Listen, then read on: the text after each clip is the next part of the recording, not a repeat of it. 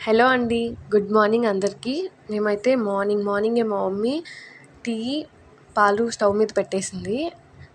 Morning అయితే నేను పాలు తాగుతాను. మా మమ్మీ వాళ్ళైతే టీ తాగుతారు. మార్నింగ్ అలవాటు ఉంది టీ తాగటం. అందుకని మా మమ్మీ టీ, పాలు పెట్టేసింది. మార్నింగే మా మమ్మీకి చాలా పని ఉంటుంది.